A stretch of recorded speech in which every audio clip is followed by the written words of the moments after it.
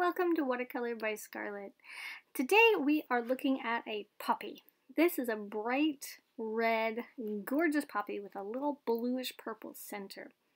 So this is kind of a line and wash technique. This is something that I talked about just recently in one of my tutorials, how to do line and wash and what the concept is behind it. And I had some really great feedback and comments about that, and people wanted to see more of it. So I thought I would go ahead and draw you some more inky kind of pictures. It is Ink October, so it seems quite fitting.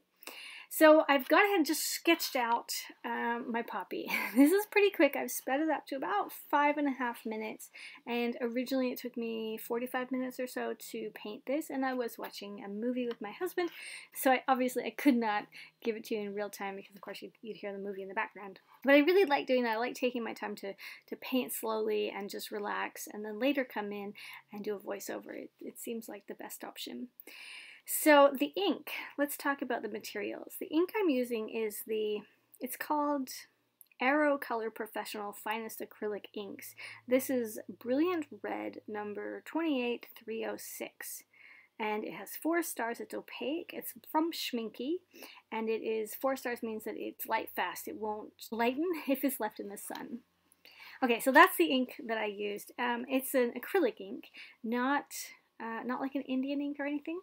So I did use it a little bit in the actual painting too. Now, if you're looking for my materials or to know anything else about what the materials, the palette, where I got in those things, it's all listed over on my Patreon on my main page. So you don't have to become a subscriber. You can just go to my main page. It has a huge list of all the materials I typically use. For this particular painting, I used deep red, these are from Schminky, and magenta quinacridone for most of the flower, and then I wanted to add in a little bit of yellow. I felt like it was important to have some little yellow or a little orange kind of mixed in there. It's kind of like sunlight coming up from the bottom. So for that I used yellow ochre. Right now I'm just putting down a basic wet. A wet and wet is the technique I'm going to be doing, and that means I'm covering the whole thing in water, and then I'm going to, once it's all covered, I'm sopping up any of the drops if there's too much water, and then once it's all covered in water, I'm coming back and I'm dropping in the colors. So you can see the pink magenta, or the magenta quinacridone gold. Underneath that is the yellow ochre. On the far left is the deep red. Now on the top, on the back, we have more magenta quinacridone, and on the top, on the far right, there's a little bit of yellow ochre, and then the last color that I used was a mix of cobalt blue, magenta quinacridone, and a little bit of cobalt turquoise to give me that beautiful purple, which I really, really like. Now I went ahead and covered the whole thing. I just went a little nuts. I got all those tones and colors in there. I just covered the whole thing, and I didn't give it time to dry. This is all wet on wet. Then I came back with a tissue.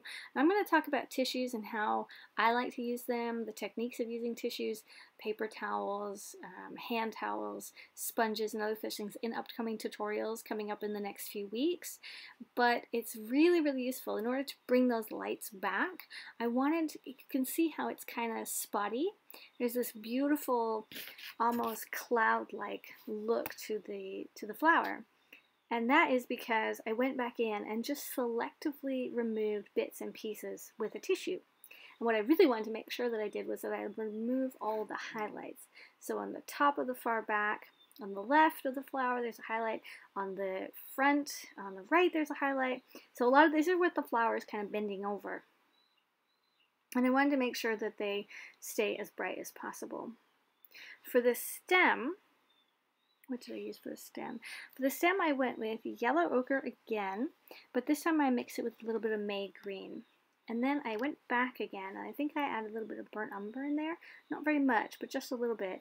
And that may have been mixed with Payne's Gray or Indigo, because I wanted to get more of a shadow color, not so much, not so bright. Finally, we come to the center of the flower. So the center of the flower is actually made up of all these tiny little bits that are all pointing to the center, almost like little rice drops.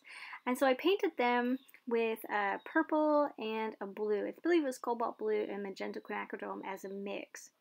I went over it a few times, and I really feel like I should come back and do more detail in there, but this is a really loose painting, so I don't think I will. I then went around the far side, the far right bottom corner with a little bit of green because the actual flower has a little green in there. And then that was pretty much it. My flower was done. Thanks for watching. I'm Scarlett, and I hope you enjoyed this little quick tutorial. Toodaloo.